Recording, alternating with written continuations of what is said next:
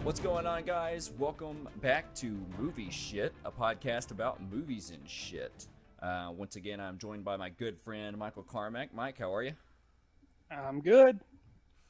Good to hear. So today, our show is brought to you by Used Glasses. Did you just get another eye exam to realize your eyes are significantly more fucked than before? Well, don't you panic. And don't throw your old spectacles away. Bring them to us. We have racks and racks of used glasses, and don't worry, we disinfect most of them. Save money by going through hundreds of scratched eyewear of varying thickness. Chances are, at some point, you'll find a pair that works for you, or at least one of your eyes. After all, our slogan is "Death perception is for cowards. You'll never see us coming." So today we're going to be talking about Vengeance and Bullet Train. Got some catching up to do. We were off-ish for a week. Did you go see Super Pets, by the way? I decided not to. I wanted to wait until I got home to see it with the boys. Oh yeah, definitely wait. It's funny, it's kind of, all the Justice League stuff in it is really good. All the pet stuff is like, whatever, but like, the little plot for the Justice League is like better than the plot for the Justice League movie. It's the Rock and Kevin Hart's in it, right? Yeah. Yeah. They have. I mean, they're like good friends. Like their chemistry is always really good when they're in movies together. Oh man, they got great chemistry, which it kind of ties in with our talk about Bullet Trains. The same director that did Hobbs and Shaw or whatever. I know Kevin Hart had a little cameo in that. Hobbs and Shaw was a great fucking movie. Yes, it was. I hate the Fast and the Furious stuff, but that one was just really funny and executed really well. Yep. All right, so first up, we're going to be talking about Vengeance. Generally speak, so this is B.J. Novak's like noir detective like comedy movie. It's kind of hard to describe, but I liked it a pretty good bit. I know you liked it, didn't you, Mike? So This is going to be one of my favorite episodes of the year probably because both of these movies are like number one and number two for me of the year so far, movies I've seen. And I know you're going to say you need to see everything everywhere all at once, and I will get around to watching it. But so far, these are my top two favorite movies of the year, and it's like by far too. Yeah. I mean, they're both pretty fun in different ways. So Vengeance, I'd say the script was the best part about the movie. Just B.J. Novak's writing in general is just fucking great. It's awesome, yeah. I mean, I'm a huge Office nerd. I probably watched the whole series 30 times, all the way through, probably 100 times, honestly. So, and he does a lot of the writing. It's a good comfort. It's a good comfort show. It's a great background show. Like if you just want some background noise, The Office is perfect, man. Yeah. Did he work on Parks and Rec or no? Is that just Amy Poehler and them? He might have had a little something to do with it. I don't remember. I may be thinking of what's his face that helped produce all of those and Brooklyn Nine-Nine. Fuck, I can't remember his name. Bill Schur or something. Some of the major writers for The Office was like whoever, I can't think of their actual names, but Toby from The Office writes a lot of episodes. He also helped write the Drew Carey Show, I believe. Oh, really? I didn't know that. Yeah, and then Mindy Kaling, she writes a good bit of the episodes, and then of course B.J. Novak. Oh, and Mose, Dwight's cousin. Mose, yeah. I think he's the one that did Parks and Rec. He's the one that I'm thinking of, yeah, that helped produce all those and write all those or whatever. Yep. But yeah, so Vengeance is kind of like, is this B.J. Novak's first like feature movie? This is his first featured film, that he wrote and directed, yeah. Yeah, so that's probably my biggest complaint about Vengeance is it's kind of the whole, did you see, it's Bradley Cooper, Lady Gaga. Did you see A Star Is Born? I loved it. Yep, I've seen it. Loved it. So, Bradley Cooper wrote, directed, and like starred in or whatever, beside Lady Gaga. And to that, it just felt like his character was kind of meh for me. You know what I'm saying? He played like an alcoholic or whatever, but it just kind of seemed flat. And I think it was because he was like spread too thin doing all these things at once. So my biggest complaint with Vengeance is like, I wish B.J. Novak would have cast somebody in the main role besides himself, like Adam Scott or somebody like that can do it, because his character did remind me, the opening scene especially, his character reminded me a lot of Ryan, his character on The Office, kind of this douchey. Yep, I was Not, gonna say the same thing. Very pretentious, thinks he's smarter than he really is, kind of guy. yeah, yeah, Yeah, and like it works. I mean, the script's pretty much built around that character, which is great, because that first scene on that rooftop with his fucking friend like sets it up really nice. He's like 100%, 100%. Oh my god, dude, yes. I was really like, hoping the last scene, the last thing that was going to be said in that movie was going to be 100%, and it wasn't. So I was a little upset because it would have been perfect. yeah. But I mean, yeah. So the ending, we'll get to the ending. So yeah, script wise, like the jokes and stuff, were great. I'd say cinematography wise, I mean, this is pretty much a comedy, so it's kind of boilerplate. It's whatever. It's not super entertaining, or he doesn't use like any unique choices. Like the biggest spike in action is whenever his like Prius blows up or whatever. Right. I'd say the best shots were just the beginning setup of her crawling through the oil fields, and it's that big wide shot, and like that silhouette of the pumps and stuff. Yeah, I think the conversation. Yeah, go ahead. That there was lots. I loved the contrast though. Like, I think he went to like extreme ends of the contrast spectrum. Like, as far as like when he was in New York, very lively. In the party, like very upbeat, bright, and then you get to Texas, and it's just like very empty, mundane. It's very flat. Oil field, Yeah. So I like that he did like super contrasting. I think it was like his thing there was like, this is exactly how Southerners picture city people, and this is exactly how city people picture Southerners. Yeah, like, I was gonna say, both of us being from the South, we can relate very strongly to this like little small town like family. Exactly. And all the actors, man, they really sell it as like this fucking little Texas family of close knit people or whatever. They always have dinner together, and I wanted to move to the town before the movie was over. Yeah, it was great. I wanted to be a part of that. Yeah. All of the shit on the wall too. She's like, oh, you're a writer, huh? Anything that I've read, and it's just fucking like live, laugh, love, and shit like that on the fucking wall. I was like, that's good. Which is commonplace. Every Southern home has to have live, laugh, love, and a cross hanging somewhere in the house. Somewhere.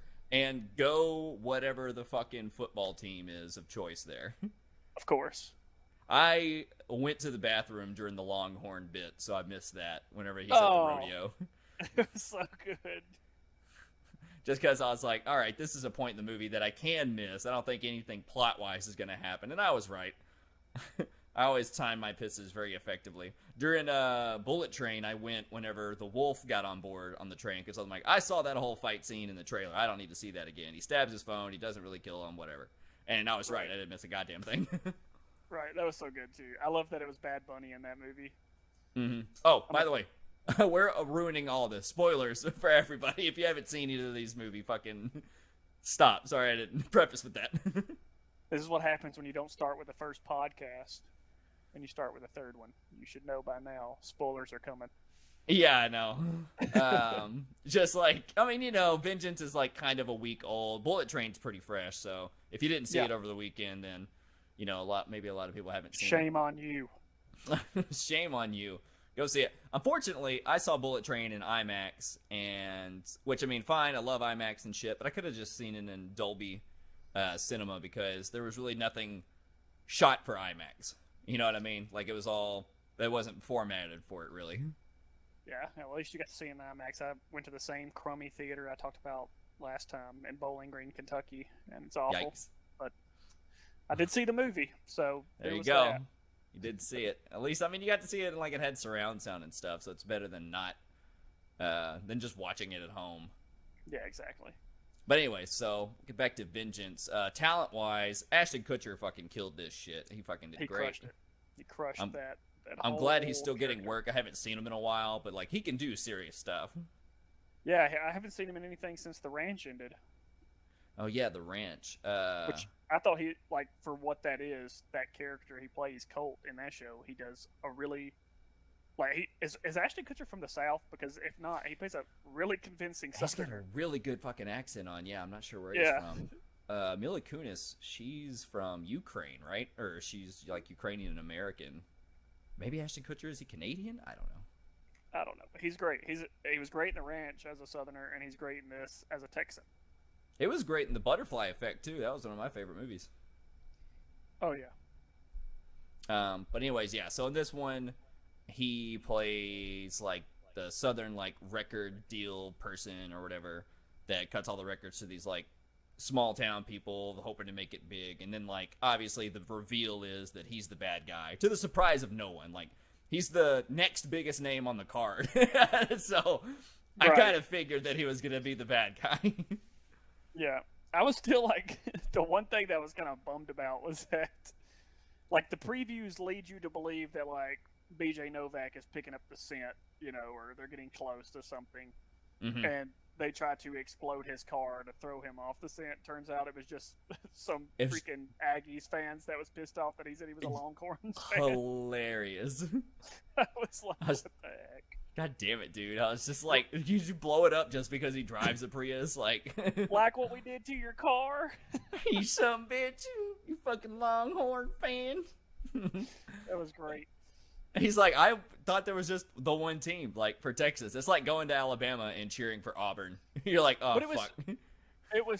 But that was so true when his brother, well, I forget his character's name, but he was talking about, you know, what happened if you had a real car with gas and stuff.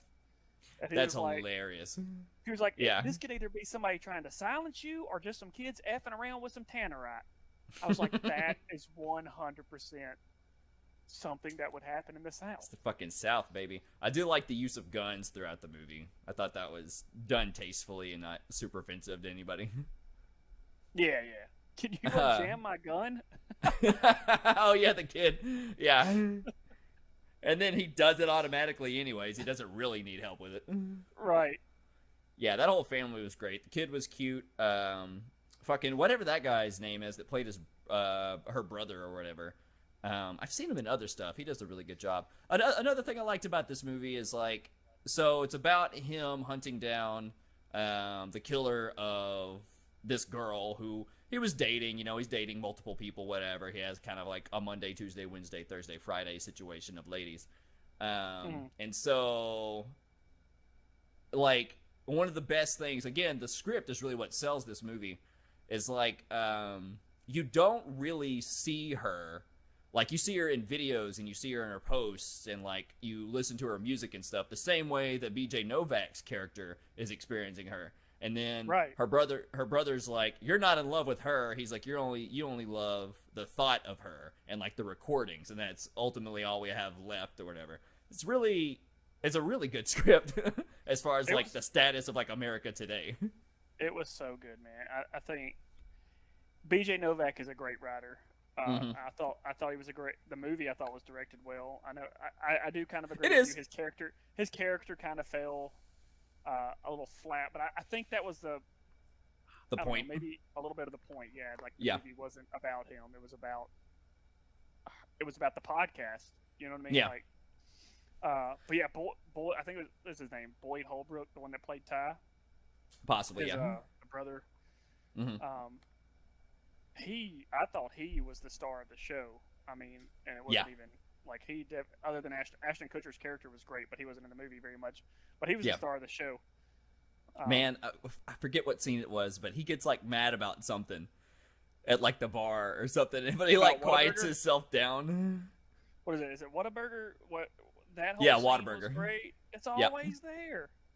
Dude, I was gonna say the line that stuck with me was and when he's asking him for the podcast, he's like, well, what do you like about Whataburger? And he's like, it's always there.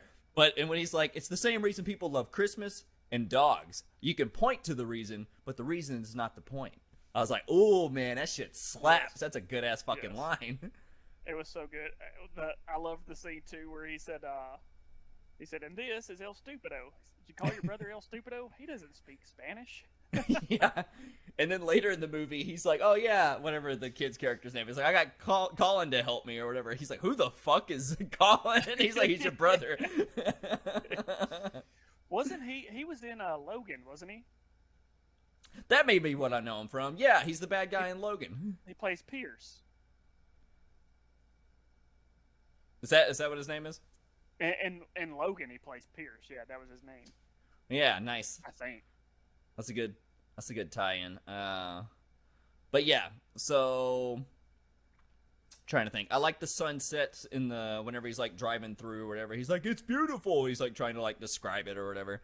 That a lot of the things that tied together. I mean, whenever fucking he's like, now this is real America. This isn't that Lana Del Rey fucking America. And then the last song in the movie is Lana Del Rey's American. Fucking Yeah. gold, man. Tying that stuff together was just like great. I knew you were gonna love that too when it was the Lana Del Rey. Yeah, he's just like, this, and the whole thing was like, is about the status of America as far as like you said, the big disconnect between like urban life and rural life or whatever, and like Right. they don't really get into like politics really, which I liked. It was like Ashton Kutcher said, you came down here expecting some dumb producer. You came here to make fun of me. Yeah, you came here to make fun of me, that whole bit. And like, yeah, his whole speech about the beginning of the universe was like a sound. They touch on religion a little bit. Right. That whole thing was fucking great. And yeah, BJ Novak's character was just like astonished that this stuff was coming out of some Texan fucking guy that nobody's ever heard of or whatever. So it's kind of like, it's a big grand scale. It's which my favorite thing is like micro macro. So the micro story is about him finding the girl's killer. The macro story is about like America altogether or whatever, Right. kind of like all encompassing. So the only thing that didn't really connect for me is, so he's producing this podcast. That's what the movie's like all about, is him just like getting all these recordings or whatever, and he's using like the same recorder that I have and stuff, whatever. But like at the end of the movie, spoiler alert, Ashton Kutcher is the bad guy, and because of like a photo that was previously set up by the like police department, the police department bit was really fucking good about them bouncing responsibility around, by the way. Yes. But and jurisdiction or whatever. Like, so he kills Ashton Kutcher, and like for the namesake of the movie, it's called Vengeance, and you're like, okay, yeah, he killed the guy. But really, I mean, Ashton Kutcher wasn't the one that killed her, It was part of the bigger problem of America, of like the opioid crisis and overdosing and stuff. It's so commonplace among these small towns or whatever now. Like, and so, yeah, you killed the one guy, but you're not really, I think he would have, and then he deletes all the audio files that he had recorded for the podcast, deletes them off the cloud or whatever, so it never gets produced. I'm like, you would have accomplished more if you would have just fucking put it out, like... Yep. Killed Ashton Kutcher and killed the podcast. Yeah, but why did he kill the podcast? Well, I think that was mostly because like I just killed a man, and there can be zero Evidence on there. linking it to me. Yeah, I think like eventually somebody would put two and two together when the podcast released and Ashton Kutcher came up missing. Yeah, I guess. Yeah, and he was too much of a bitch to go to jail. I was shocked that like it was him that pulled the trigger, though. I was expecting the brother to be outside the tent hearing everything, and he walked in and shot yeah, him. man. No, he BJ went full. Novak goes from this guy that like I don't touch guns to I just shot a dude point blank in the neck. It went full Texas on him. Yeah, I like that.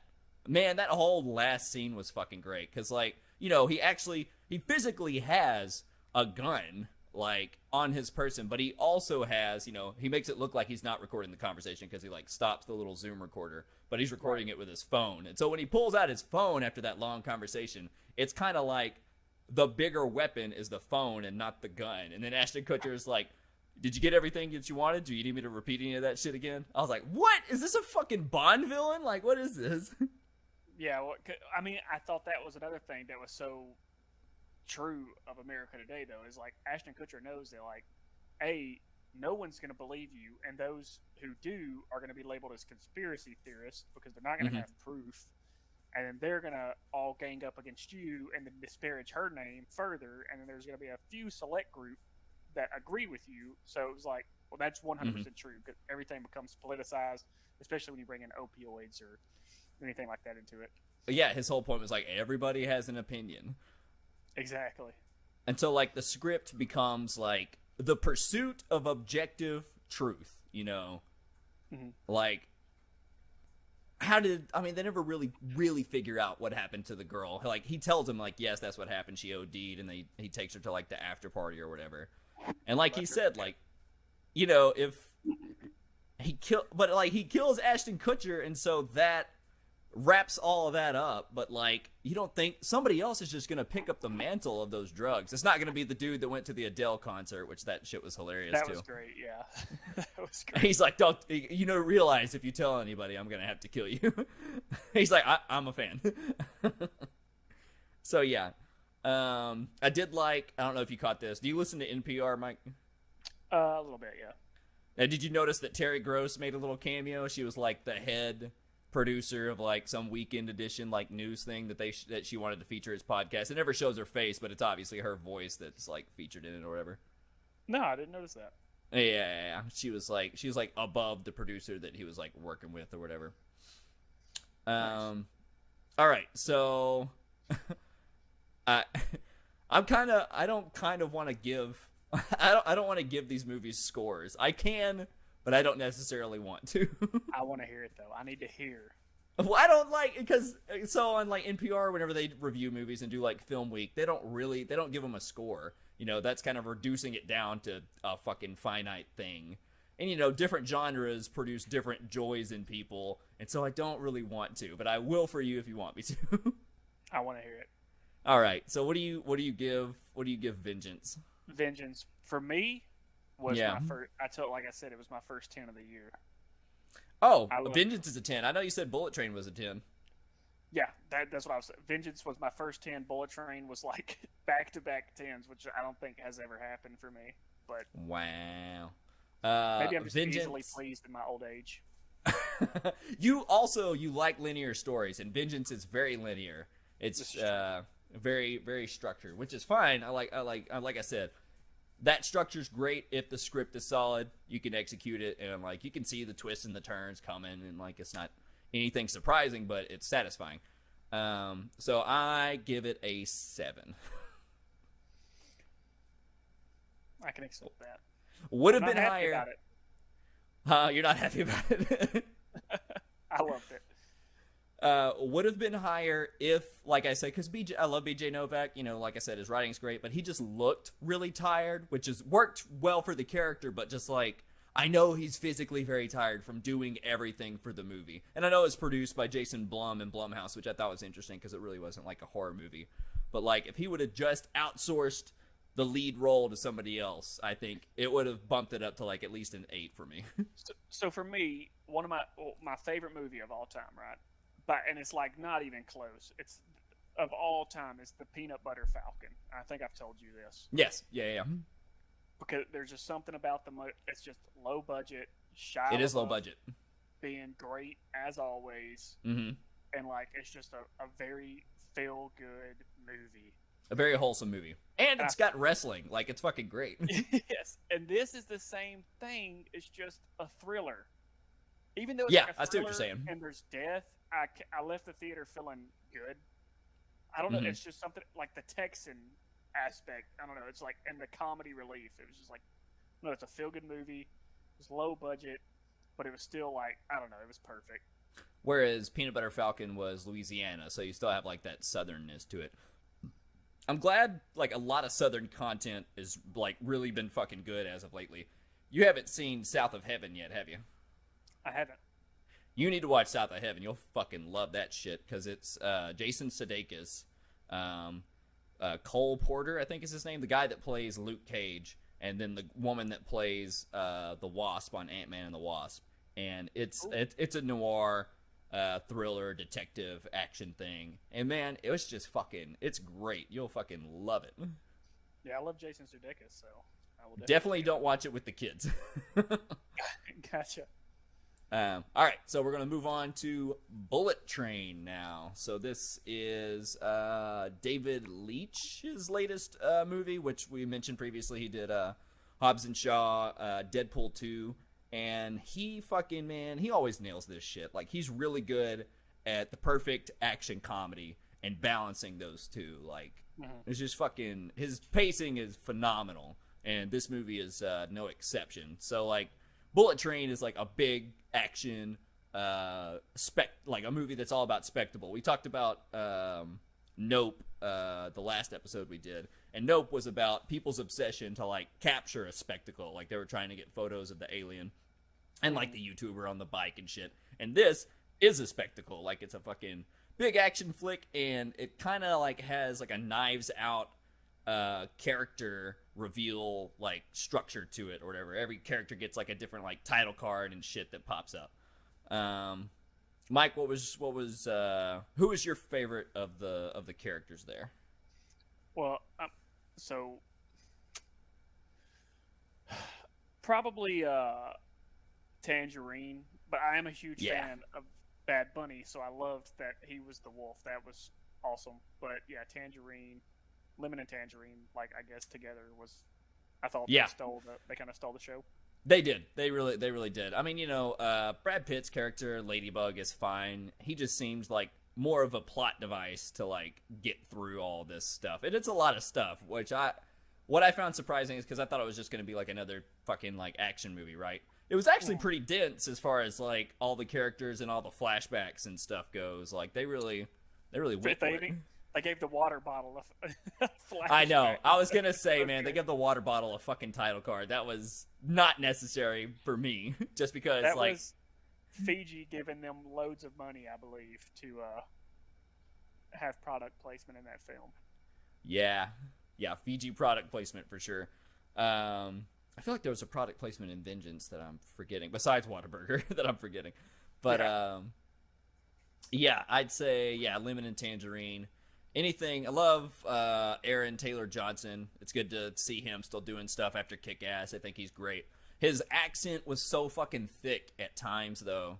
I was like, I need fucking subtitles. Like, I don't know what the fuck he's saying. He sounds like he's got a mouthful of rocks. And I love Brian Tyree Henry or whatever, the guy that plays Lemon. Do you watch Atlanta? No. Atlanta's fucking great. He's a completely different character, but he's really good in that.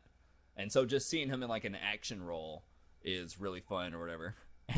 So I'd say, whereas Vengeance, the highlight was the script. This one, the script's fine. Like all the characters and stuff make it really good. I think it was a little bit too repetitious with the Thomas the Tank Engine stuff. Mm-hmm.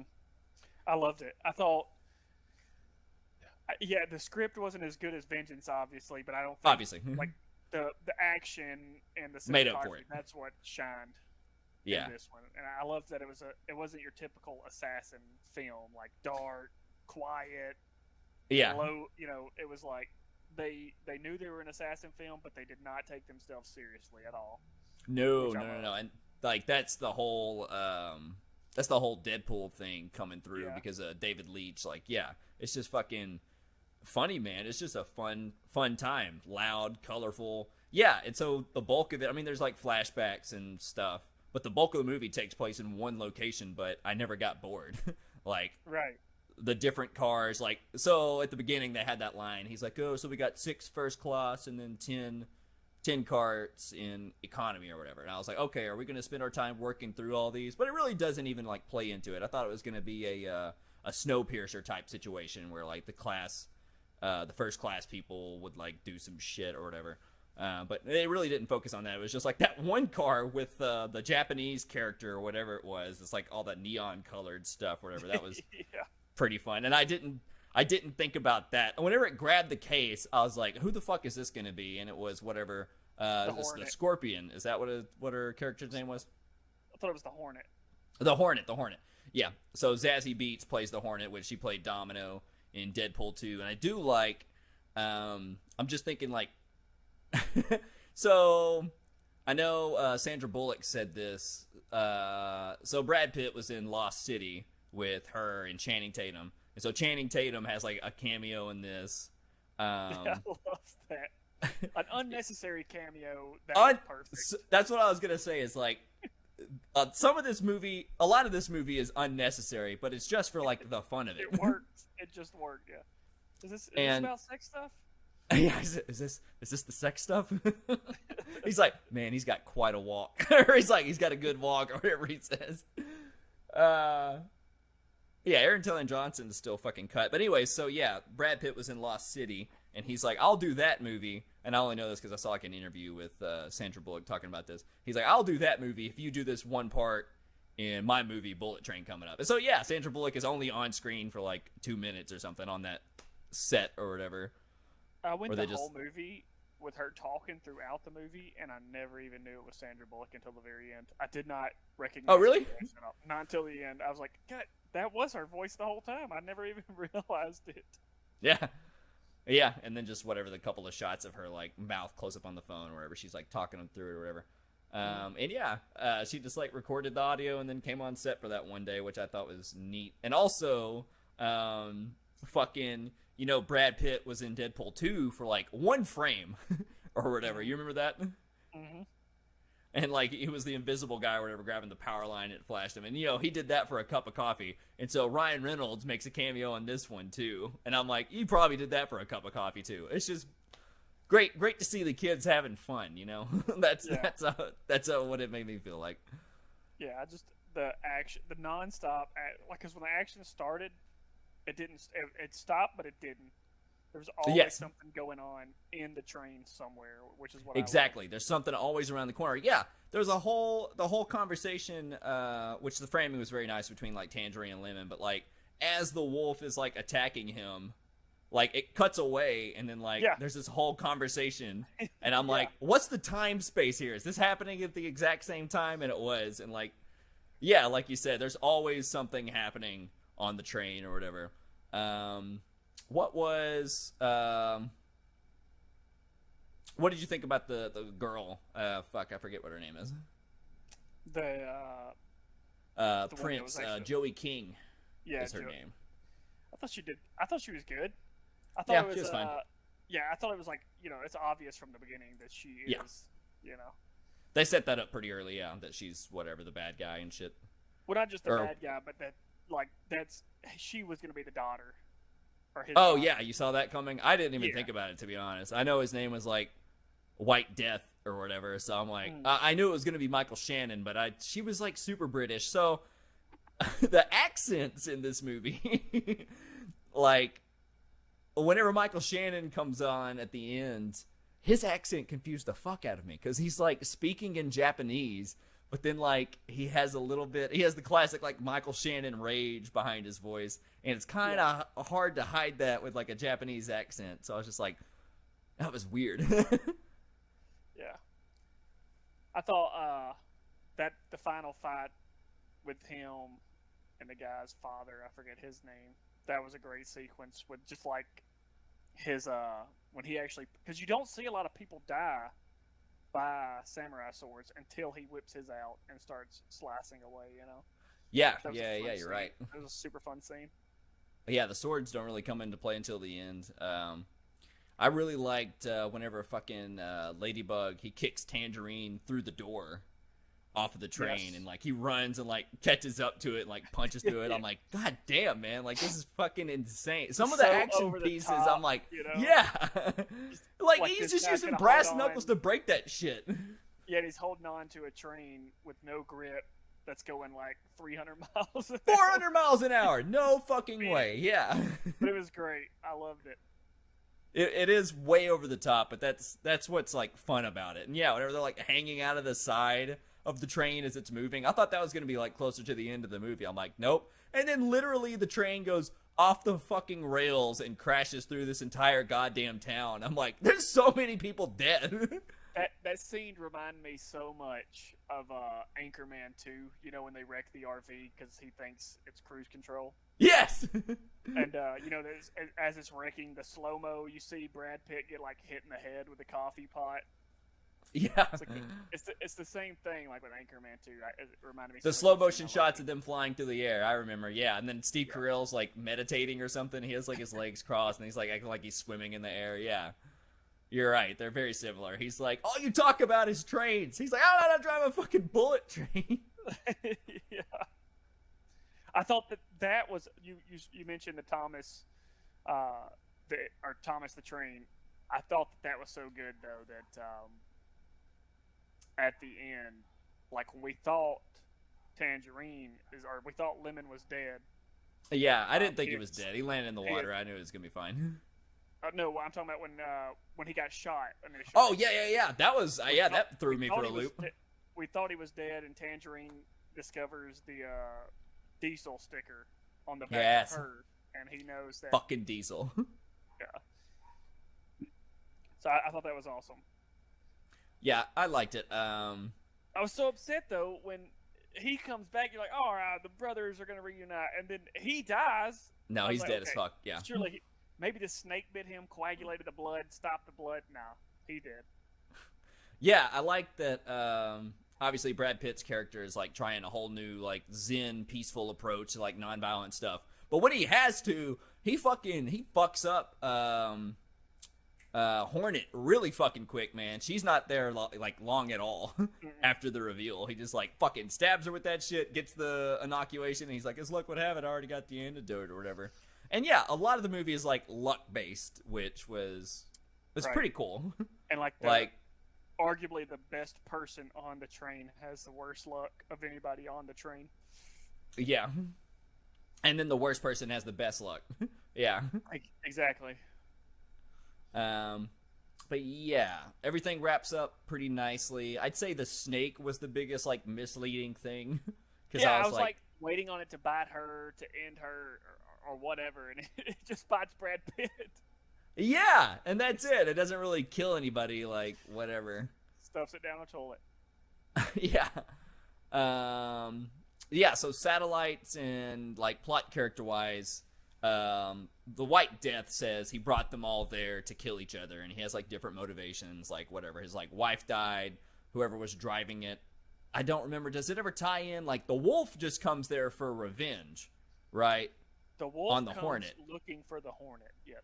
Yeah, and so like that, I mean, the Wolf and the Hornet are kind of unnecessary characters. I felt like, you know, they didn't really need to be there. It was just like to add more people to it. You know what I mean? Right.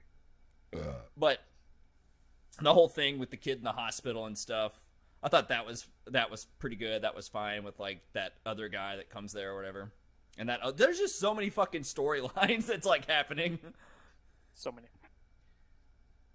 But yeah, they all tied in well. I thought they all tied in well at the way they wrapped it up. They wrapped it up with a nice, neat little bow, which you know me, I love that. So. Mm-hmm. And then like at the end, Brad Pitt's like, "Yep, what does he say? I'm ball point pinning it or something. I'm click pinning it. What does he say? I'm ball pointing it. I'm ball pinning. Yeah, whenever he like has to finally like take a shit or whatever. But that was pretty good. And then yeah, they literally just like walk off into the sunset. Very, very, very tied up, very nice and neat. Yeah, I know some people love like, you know, like movies like Inception, did the stinking top stop spinning, or is this? No, I don't like movies. I don't want to leave the theater questioning the end of the movie. I want to know the end. You don't like ambiguity at all, do you? I do to an extent, but not at the end. Like you can have you can have it throughout the whole movie.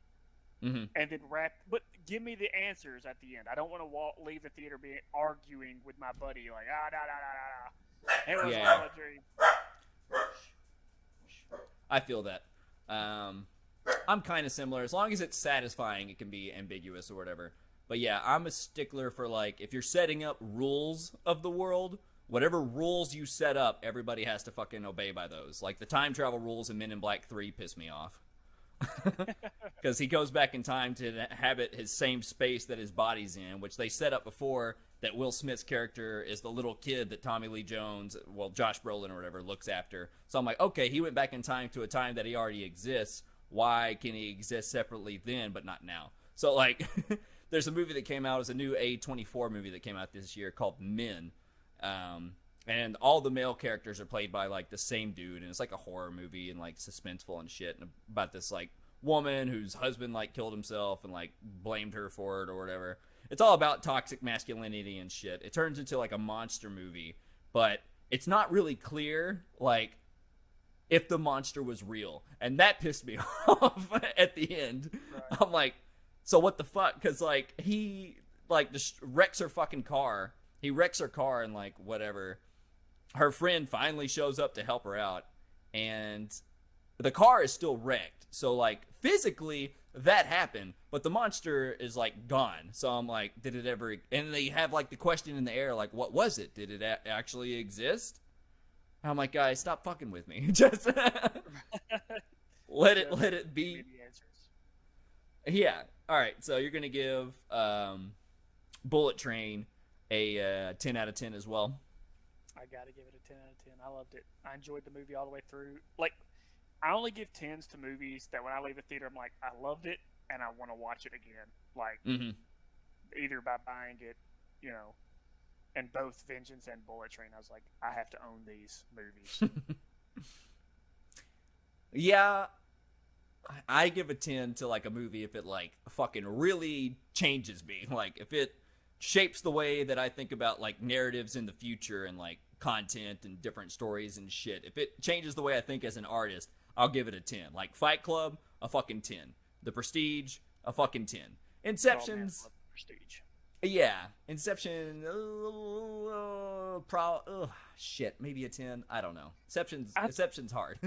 Hot take: Inception is one of the most overrated movies of our generation. Oh, and that's just hot take. I thought Shutter Island's better. Shutter Island's amazing. But like Inception's great. It's not. It's overrated. We don't know the ending for sure. The only thing good about it is that it catapulted. Christopher Nolan stuff. Well, Christopher Nolan, but the actor Tom Hardy. It catapulted Tom Hardy's career, which, you know, I love Tom Hardy. So. Yeah, I got you. Yeah, Shutter Island's fucking amazing. We were watching some like thing about an insane asylum the other day, and it just got me thinking about it. And Scorsese did that one, man. That one was really fucking good. The whole thing about the storm not being real and it being in his head or whatever. But fucking Shutter Island, yeah, Shutter Island's probably a 10. But I would give. Go ahead. For those listening that say, "Oh, I called the ending of Shutter Island," Shut the fuck up. You did not. Stop lying to yourself. Shutter Island, man, is so fucking good. He's like, "You okay, boss?" I was like, Mark Ruffalo, I would do anything for you. But yeah, so Bullet Train, I would give an 8 out of 10. That's acceptable. It's pretty par for the course right now. Yeah, I was gonna say, it's the same score that I gave Nope, but that's why I'm kind of like giving scores is kind of whatever, because like Nope is like they're both different genres and they give different amounts of joy. This is just like an action comedy, which is just fucking a fun time for me. So as long as like the writing is remotely okay, which this one was pretty good, then it's gonna get a pretty high score for me. I don't understand the review bombs on from the critics though right now. Like I think IMDb I checked it yesterday. IMDb had it at like a 7.5, I think. Bullet Train? But the meta score is like not even it was like less than a 50. Really? Yeah, it's pretty shocking. Yeah, like fans are loving it, but I don't know. I think most critics are pretentious, and yeah. Like when BJ Novak's character in Vengeance, that's how I pictured 90% of critics. Oh, you're 100% correct. 100%. 100%. 100%, baby. Yeah, the scores, scores are just really fucking inconsistent. Some movies that I absolutely love have like a 40 or a 50 on like Rotten Tomatoes. I'm like, I fucking can't trust you. And like exactly. IMDb sometimes is really fucking wrong, and sometimes Metacritic score, you know, so it's all just like subjective, obviously. That's why I always say the only opinion that matters is mine when it comes to entertainment. Yeah. Yeah. That's not. I'm just saying for myself. Like my best. You're my best friend. You could tell me you love the movie, and I'm still gonna have to go see it for myself. Like before. I got you. You know. You're right. We don't always agree, so that's good. Yeah. Yeah, because you think Happy Gilmore is the greatest movie ever. Hey, Happy Gilmore is fucking good. I'm joking. I know. It's the best movie of all. No, the best movie of all time is, what is it? Division 3? Sports Finest or whatever? Football's Finest. Division 3 Football's Finest. Oh my God. You must watch it. Still haven't seen it. All right.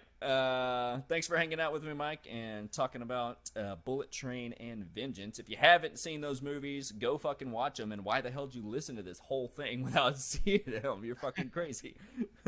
Once again, our episode today was brought to you by reusable bag masks. Listen, let's be honest. You have reusable masks from the pandemic that you're never going to wash, and you also have reusable grocery bags to help with the environment.